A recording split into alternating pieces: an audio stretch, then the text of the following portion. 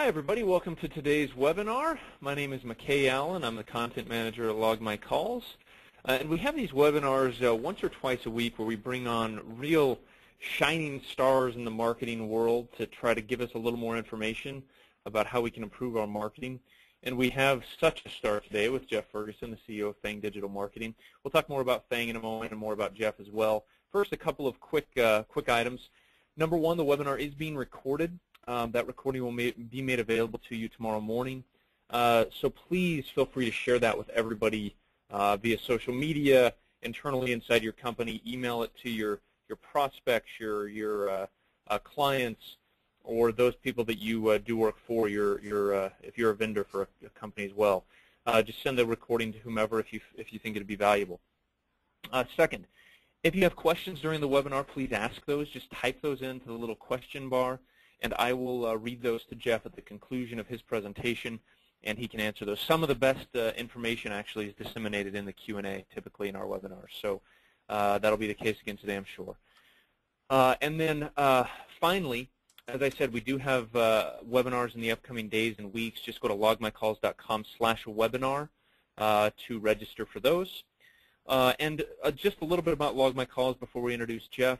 Log My Calls is a call tracking and call analytics solution. So it helps companies and agencies that are doing PPC, that are doing SEO, any sort of online marketing to track which campaigns, keywords, ads, etc. generate phone calls. So it's a really great way to prove ROI, and it's a really great tool. So encourage you to go to logmycalls.com and sign up for a free trial. Now, as far as Jeff goes, we're excited to have Jeff Ferguson with us today. He is the CEO and the lead consultant of Fang Digital Marketing. That's an agency that they specialize in internet marketing, search engine marketing, display, social, affiliate programs. He's got a ton of online marketing experience. He has worked and led the online marketing efforts for companies like Hilton, Kimberly-Clark, Experian, Napster, Local.com. He's also been a consultant for incredibly large companies like American Airlines, CBS, Farmers Insurance, eHarmony, and others. So he was recently honored, and this is actually pretty cool, as one of PPC Heroes' top 25 most influential PPC experts. So he is an expert, to say the least. He's spoken at more events than I've probably attended. So we're excited Jeff's with us today. And Jeff just informed me he's in Manhattan Beach, California. So he's already having a great day.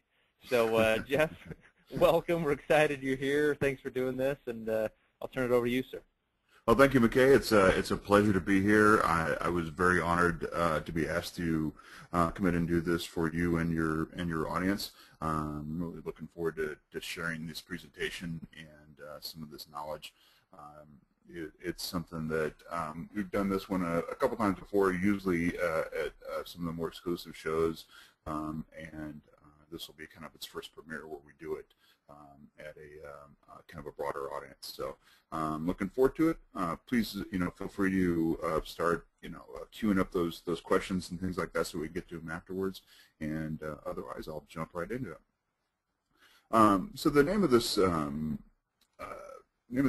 presentation is actually called PPC Slice and Dice, and I wanted to discuss a little bit about kind of where that slice and dice kind of idea came from, where that the name came from, where the concept came from. So back when I was in college, I had an absolutely horrible time with some of the more advanced mathematics that I had to take back then. I was actually never a particularly strong mathematics student, and I didn't really know why until much later on. And a lot of it had to do with the fact that how it was presented and the way math is generally taught, and that's not uncommon, especially in American schools where we generally kind of focus on trying to get people to memorize, goofy equations like this one, and without any real context or ways of actually like bringing it together in a way they can understand.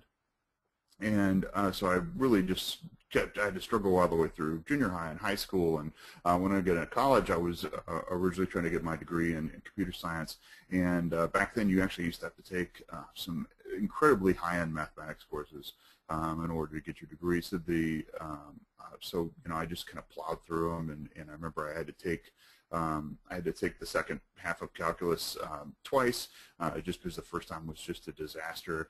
And I remember the real difference in passing those ones too was the professor, who was actually um, this fantastic Russian gentleman, whose name actually escapes me at this point, but he was one of the first people I've ever had kind of approach math and teach math in the way that ultimately I would discover is kind of the best way to teach me math in probably anything from that point. And his big thing was that when you're trying to do something like calculate volume in a lot of ways, there's a bunch of different methods on top of it. A lot of them are just, it's like, hey, here's the equation, memorize this equation, use it, and you're all good to it. But the way he kind of liked to present this one is called the slice technique, or sometimes it's called the method of discs. And the whole concept about it is that instead of actually like trying to wrap your mind around an equation of some three-dimensional object or something that actually isn't as easy to do as like a cube or something like that, is that you would actually like take just a slice of it, just a solid piece of this thing, and basically say, hey, look, let's just figure out what just this does for us in this thing, and then we'd actually take that a step further and move it down across the plane and figure out like piece by piece over time in kind of a function style format until eventually you actually have the answer that you're looking for. And I remember some reason that actually appealed to me, the way he presented it, the way he put it in our heads. And this, he obviously didn't invent this form of calculating these things that's been around forever, but the way he put it in front of us, the way he had really presented it really made a big difference to it. And it's something ultimately that I've decided I wanted to kind of carry through the rest of my life and approach things in that same kind of way, which is like, hey, when things are very complicated or very kind of mind-boggling looking at first, is that idea of just taking a slice and kind of run with it from there. So one of those is actually for PPC campaigns, and obviously which is what the topic of things are today, as you can see from my Fruit Ninja here on the page. We kind of take things pretty lightheartedly. We like to make sure that things are fun, and but again, it's a serious business. We're spending clients' monies. We're taking a lot of time, so we want to make sure that we're approaching it in a way that we learn a ton and we get the most out of it. So I'm going to jump into the main section of it. So there's three big sections on this whole kind of process of doing a slice and dice. And by the way, a lot of times people will call this method, sometimes they'll call it mirroring, sometimes they'll call it siloing in a lot of different ways. And it's really this kind of concept of you can see in the third step here of like isolating out specific aspects of your campaign, just so you can kind of like cut them down to size and make it into a more manageable kind of format. And obviously we're not talking about the basic types of cutting things down to size, like making sure that you've got small ad groups or a limited amount of keywords per ad group or a limited amount of ads that you're testing for statistical reasons. We're actually talking about a lot of the functions that you would usually find as settings when you're kind of putting the campaign together. So the way we kind of broke this out is this kind of three-step process, which is create, replicate, and isolate.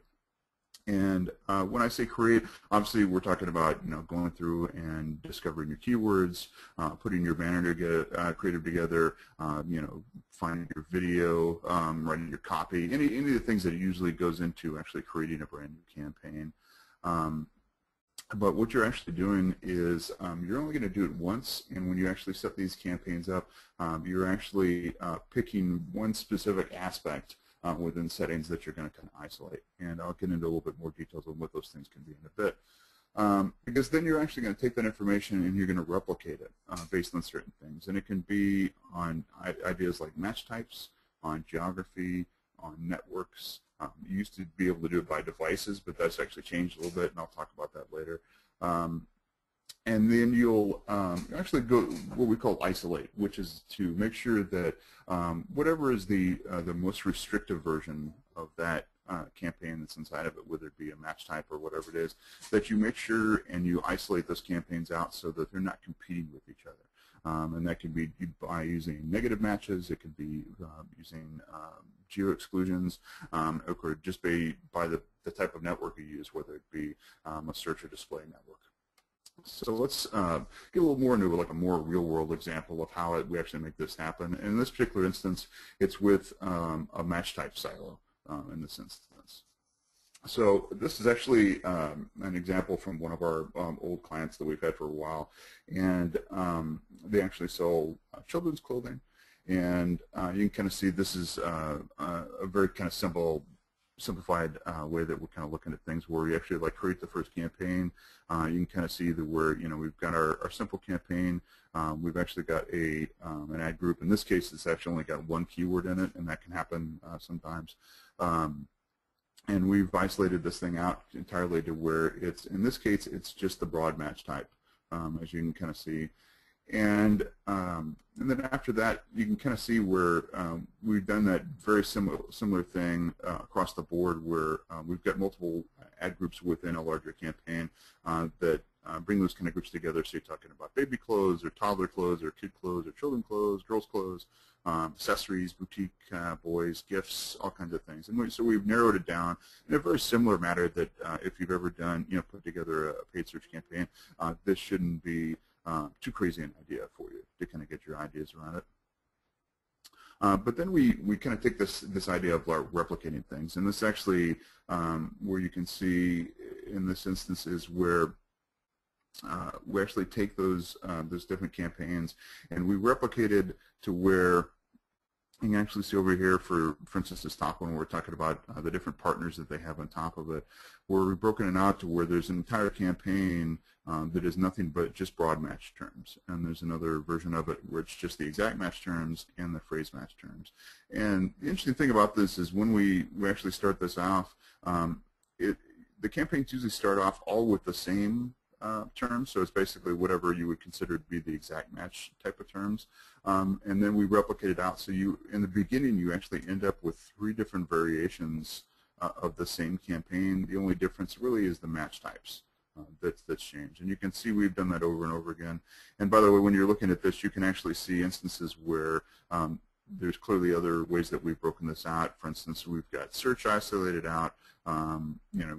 This is back when you can actually isolate by different device types.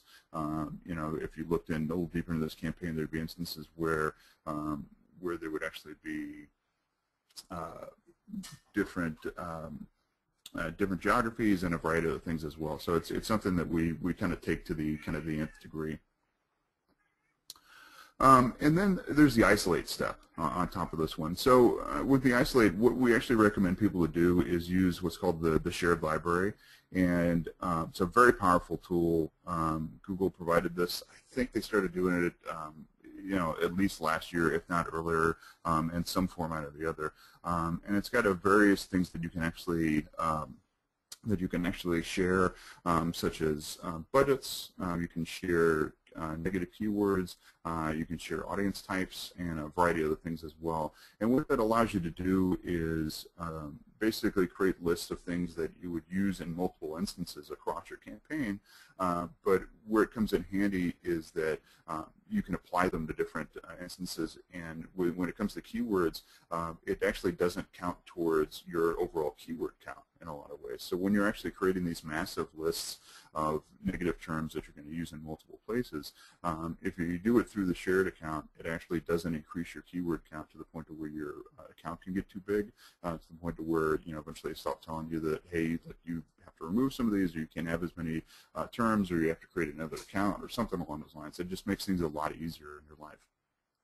So if you looked at this specific campaign, the one that we started with infant clothes before, if you look down at the negative keywords in this particular shop, you would see it would usually tell you that there's actually no ad group level keywords and no campaign level keywords, but that's actually not true. What actually happened is since we put them over here in the shared library, you can kind of see this is actually the screens where you'd actually get to it. We actually went through and created our big list of negative keywords, and we used negative exact in this instances because we're actually going to apply them to the broad match and the phrase match versions of the campaign. And what that basically does is, as I said before, is it isolates things a little bit so that your exact match silo or mirror version of the campaign actually isn't competing with the broad match or the phrase match campaigns. And the cool thing about that is the whole reason why, and this is actually the kind of the next screen on this, where you can actually like go through and pick which campaigns out of everything that you actually want to use this list on. And once we kind of create a list, we actually do it to all of them so that nobody's actually ever competing with each other. It comes in quite handy. But basically, what this basically allows you to do is kind of like create this continuous improvement program with just your keywords. And keyword discovery is kind of an interesting process to do. A lot of people, they'll spend tons and tons of time just constantly, looking for new keywords and doing a lot of research and a bunch of other things. But there's plenty of other people that actually will come up with their keyword list and kind of just let it sit there and get stale a lot of ways. And that's usually not the brightest thing in the world to do, because as I think there was a statistic that the Google released not too long ago, that on any given day, 68% of the searches that are done have never been done before. So while the keyword list that you may come up with on that given day may look fabulous and may have been researched well, and you've used all of Google's tools and it's revealed everything that is a good search for that time, it's definitely not inclusive of everything that could possibly happen in a given time. So by using this method, what you're actually doing is allowing that exact match campaign to actually go through and do most of the heavy lifting for you. And then the broad and the phrase match campaigns are left to actually discover brand new keywords for you. And then what you'd actually do is take those terms as you discover them, and in this case you would actually, this is the keyword report that you can actually get off the keyword tab in any given instance. And in this case you can see where we actually filtered it and just found the conversions and just looked at the match types for broads, broad session mass, phrase, exact close variant, and phrase close variant. So basically all the variants versions of everything. And it basically reveals a whole list of words that we had actually not been buying in the exact match category that had actually gotten at least one conversion.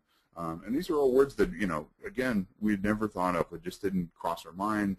We didn't think of anything to do. So we actually will take these words and we'll put them back into the exact match campaign itself, so that exact match campaign is now constantly growing. And it's constantly growing with terms that we know to be great converters, rather than ones where we're actually dumping a bunch of keywords in there that we have no idea how well they'll work in the first place. And again, like I said, what this actually, what this creates is this concept of where the broad and the phrase silos are actually generating more terms for the exact match silos. And again, it's important that every time you actually add new terms to that exact match silo, that you go through and negative them out of the broad and the phrase match silos, because now you're actually buying them directly in the exact match side. As you guys probably know, when you actually buy things on the exact match kind of level of it, those actually have the best chance of having the better quality score than buying things on the broad and phrase match side of things. And so what ultimately will happen is that because you're grabbing those things, because you're moving them over to it, your CPAs will improve, your cost per click will improve, all those other kind of great things that you're trying to do. Meanwhile, your broad and phrase match ones won't look as tight, but eventually over time, their quality scores will actually start to improve well as you slowly start chipping away at the terms, at the kind of the broad nature of how those campaigns are actually grabbing terms. So everything kind of gets better over time. So another way to actually approach this is actually what's called a geo silo. And we actually do this quite a bit. And the funny thing with geo-targeting inside of AdWords is most people will jump to it just for trying to target when they're actually specifically trying to target a geography. So in many cases where maybe a product is only sold in a specific area, or maybe they're a local company that actually has only certain shops and they only want to show up in a certain radius around those shops, or some other kind of thing to where geography is actually an important part of the way their business works, and that's fine. That's actually what it was really designed for. But what a lot of people actually don't realize is that if you're a national company, and say you're an e-commerce company that sells all throughout the United States, or something along those lines, or you sell in specific countries or whatever it is, that you can actually use that geo-targeting to kind of isolate some of your more specific DMAs within the country. So you're actually going through and optimizing specific areas of the country in a siloed kind of format, and discovering that brand new things about that you usually wouldn't discover on a national level. So for instance, you can actually go through and create these silos for Canada, as you can kind of see in here, or you can do it for just the Los Angeles metro area, or Atlanta, or Denver, which actually this client did in this instance. And when you actually do that, it gives them plenty of room to move around, because they're specific to those geographies on top of it, and they've got their own budgets. Eventually, we add their own specific keywords that are come about, because through that same kind of match type silo method that I've talked about already, we actually ended up discovering new keywords that are actually more locally targeted, that maybe wouldn't have revealed themselves before because of different budget constraints or things like that. And then we do new ads that are actually very specific to certain parts of the country, that maybe speak to certain things that are only available during certain times of year, or actually have like a kind of a seasonal aspect on top of it. For instance, so one of our clients sells shoes. They sell women's shoes specifically, and while certain parts of the country you can sell sandals year-round, kind of like here in California, there's other parts of the countries when it gets snowy or crappy or whatever it is, that it doesn't make a whole lot of sense to actually be running those campaigns during that time frame. So you simply turn those silos off specifically, and not find yourself not having to compete in that area at all, or at the very least, be able to turn them on at your own will, or bid them back separately or whatever, without affecting the overall campaign. Now, in the enhanced campaign kind of world that's come about, they've actually made this a little bit easier to do this with inside of your specific campaign. So that's just another way to do this in a lot of ways. But we actually end up preferring it doing it this way, because we feel it allows us to kind of isolate things a little bit better and analyze them a little bit better. And one of the things we actually ended up discovering with this client specifically was that even though all of the reports that we were getting was basically saying that that the budget levels were perfect, and there was no need to increase them, and everything was fine. Oddly enough, when we actually broke out the geographies that we mentioned here, where it was in Atlanta or LAX or Denver, we actually saw the amount of conversions double and sometimes triple in those areas versus when they were kind of part of the national campaign, because they finally had their own room to grow. They were able to kind of chase their own CPAs and a bunch of other things on top of it. So to kind of get back into it, so this is the kind of the create and replicate steps that are in one thing. You can kind of see we had our regular campaigns that existed already. These ones are for the branded campaigns, and you can kind of see where we book them out for different countries, for different metro areas, and then with the geography, you actually isolate it by going through and excluding locations. And you kind of see we actually had one location on top of it was like the rest of the United States. So what was left after we pulled out Atlanta, Denver, and Los Angeles. And after we pulled the specific areas out, what was left over was kind of like the rest of the country. And while I don't have any screenshots for it, we eventually kept like cutting pieces of the United States out of it over time as we worked our way kind of down the most populated DMAs. To eventually, what was left over of the national campaign were kind of some of our lowest performing areas to start with. Maybe they had lower populations or anything like that. But it basically, what it becomes is the areas that really wouldn't be buying your product much anyway, and it could be for a variety of different ways. It could be socioeconomic, it could be weather, it could be whatever.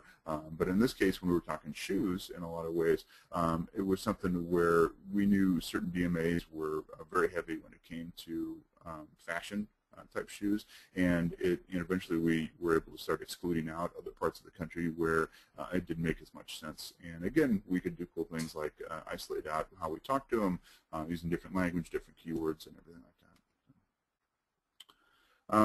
So one thing I did want to talk about was this kind of concept of the slice and dice and the kind of the age of enhanced campaigns.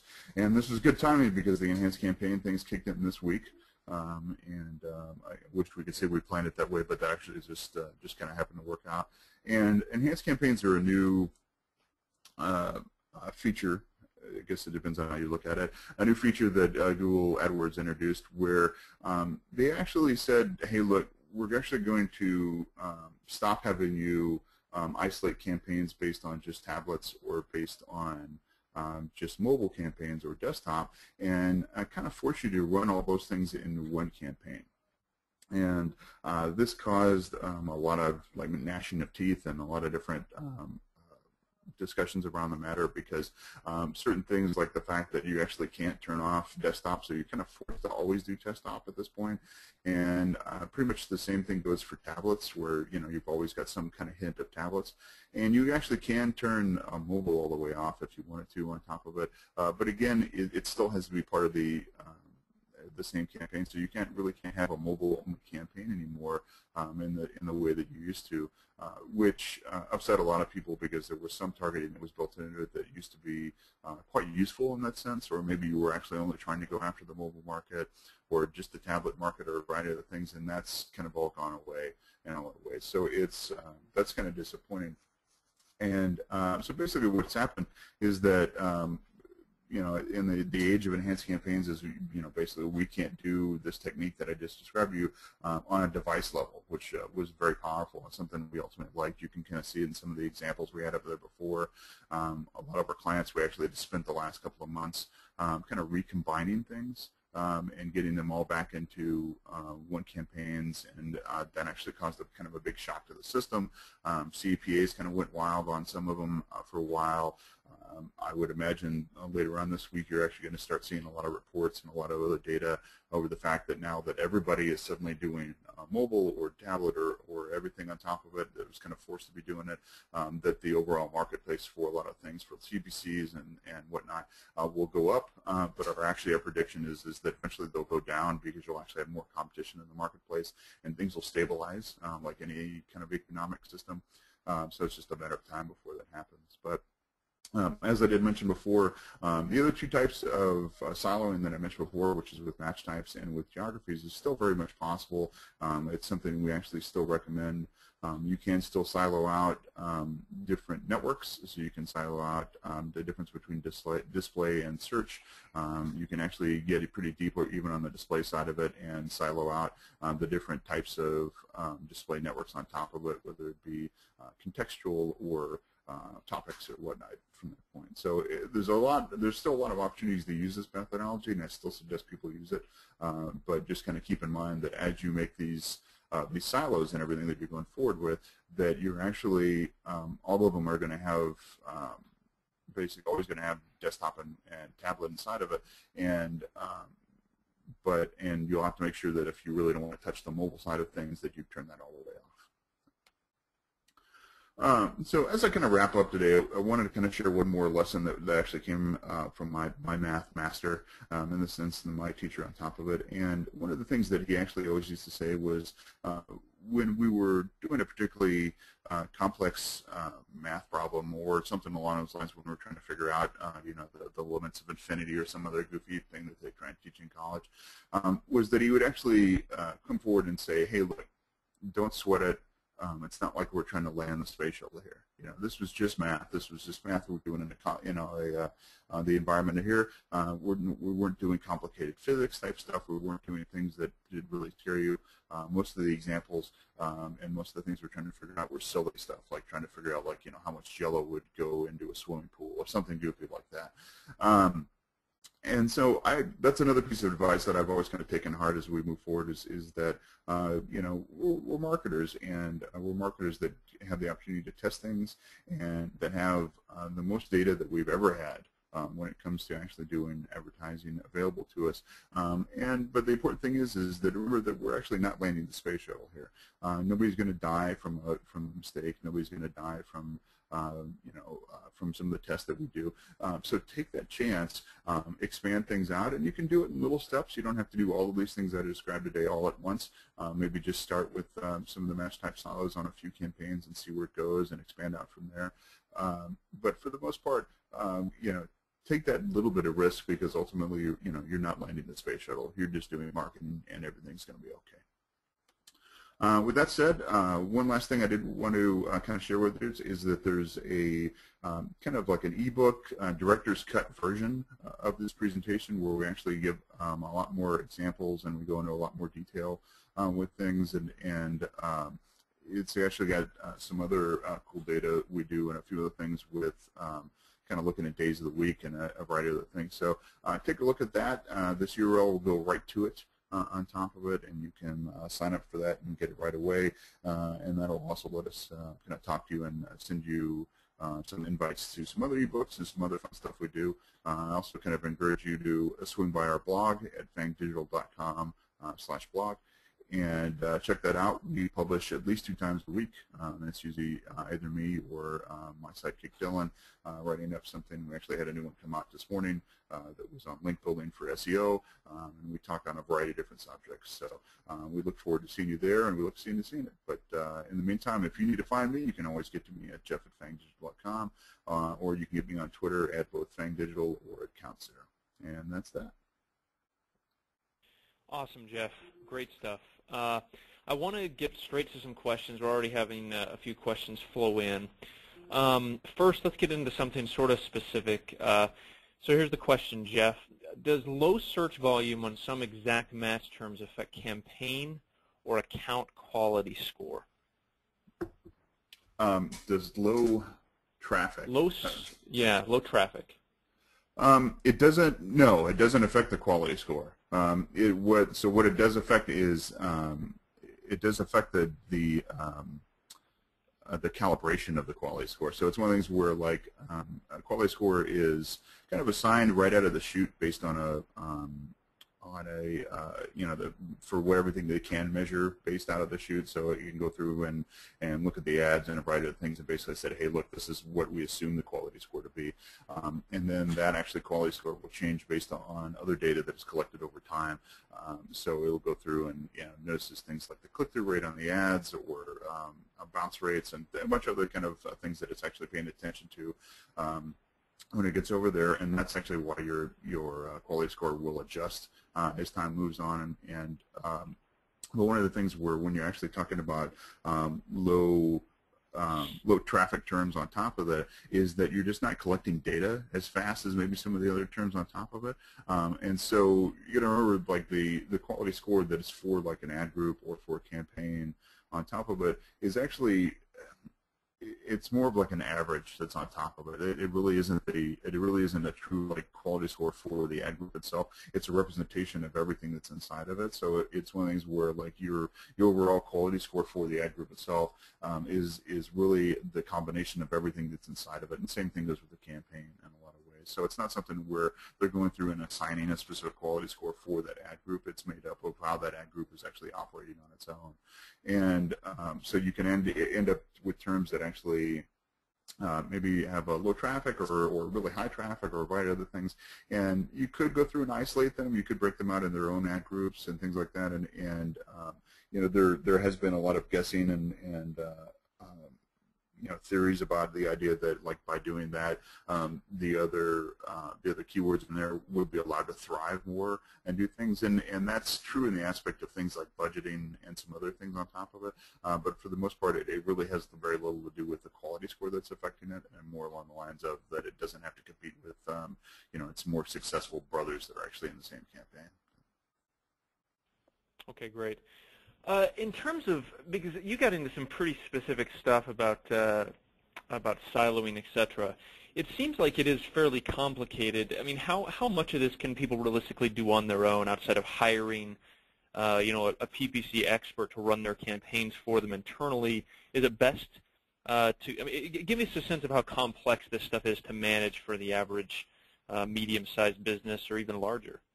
So, I'd say for like medium and definitely for like smaller sized businesses, this may be, this is an advanced technique. I mean, there's no bones about that in a lot of ways, but it's one of the things where it is something that you can taken baby steps. So if you've actually got the time and the cycles to do the breakout and actually split these things up out of the gate, then and the time to go through and actually move those keywords over on a regular basis, which we recommend that you do about every week at least, maybe more if you've got a really heavily active campaign. But it's one of the things where just about anybody technically should be able to do it in a lot of ways. We've had plenty of people that we've talked to and said, hey, look, we jumped right in and everything's fantastic, and we did like you said, and took it just a little step at a time. We didn't try and do everything big, but where it gets really complicated is some of the examples you saw before, where we actually started siloing just about everything. So we had match type silos, we had geo silos, we had device silos, we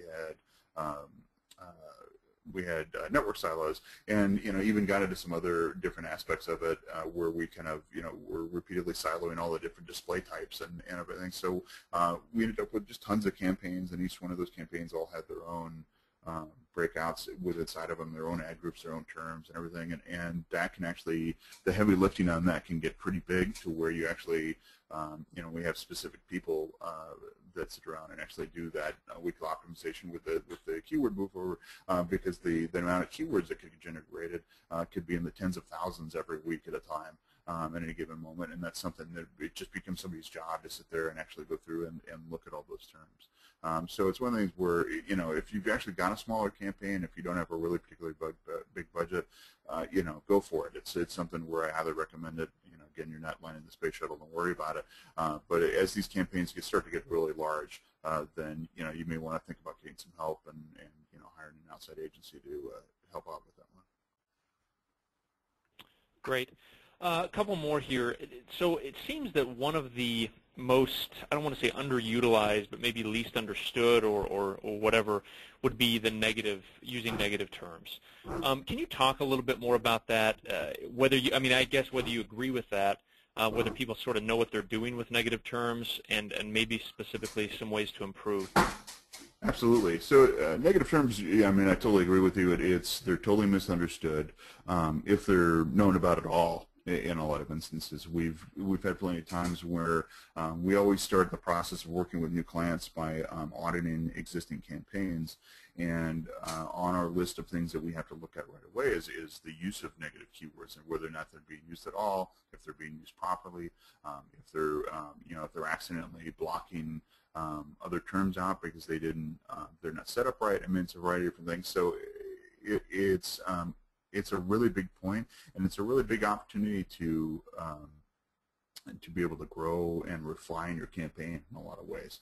And you can kind of see it in action when we do the match type silos in a lot of ways, over the fact that we specifically go through and will negative exact out certain words that we're buying on the exact side of the fence on the broad and phrase type of it. And where this actually really comes in handy is, believe it or not, a lot of times when we're actually looking at campaigns during that audit process, we'll see plenty of instances where people have actually created these campaigns or their ad groups or whatever, where they actually mix all the match types together. So they end up and they have their exact match and the broad match and their phrase matches all in the same ad group. Sometimes they're all in the same campaign. That's kind of up for discussion, I suppose. But they're all in the same thing, and so they're actually all sitting there fighting with each other because you actually didn't go through and negative out the fact that you're already buying it in another instance. So that's like one level already, to where basically you're cutting out competition, because Google will always kind of pick the one that's actually got the best quality score as the one that actually shows up. So you could be buying it on exact, but that doesn't necessarily mean the exact one is got the best quality score. So it could just become a real mess, and it's really hard to tell who's doing what and what's working for what. And a lot of times you end up paying the price in higher CPAs, higher CPCs, and a variety of things, and it's just a kind of a mess. So there's that level of it, right, as far as just how the campaign is set up. But then on the other level, it becomes a matter of doing things like using the search term report, which we kind of showed you one screen of, and you can actually find that under the keywords tab. And it allows you to basically see not just the keywords that you're buying that actually got clicks or conversions and things like that, but the ones that maybe you're buying through broad match or phrase match. And so you can actually see what those specific terms are that are being caused by a broad match buy, but you actually seeing the exact match keyword that is showing up during that time frame.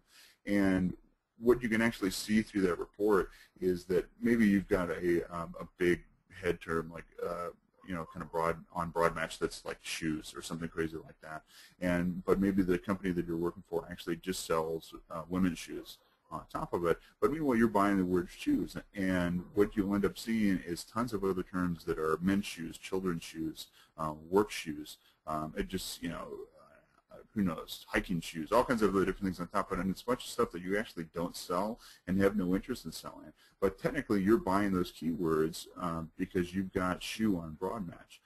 And so via that report, you'll actually see all those different terms popping up on top of it. You'll see all the different times where hiking shoes or whatever type of shoes is actually showing up, and that'll actually give you the key to basically say, hey, look, that specific term, it's a waste of money because it's gotten so many clicks, or it's cost us so much money, which you kind of predefined as like the line in the sand before you make this decision, to where it's clearly just a waste of money. We need to negative that term out of the broad match and the phrase match side of the fence because it's just burning dollars. And what that'll do is end up helping you actually improve your quality score and a variety of other metrics on top of it, your CPCs, your CPAs on top of it, because you're basically lowering the, kind of like shrinking the playing field a little bit.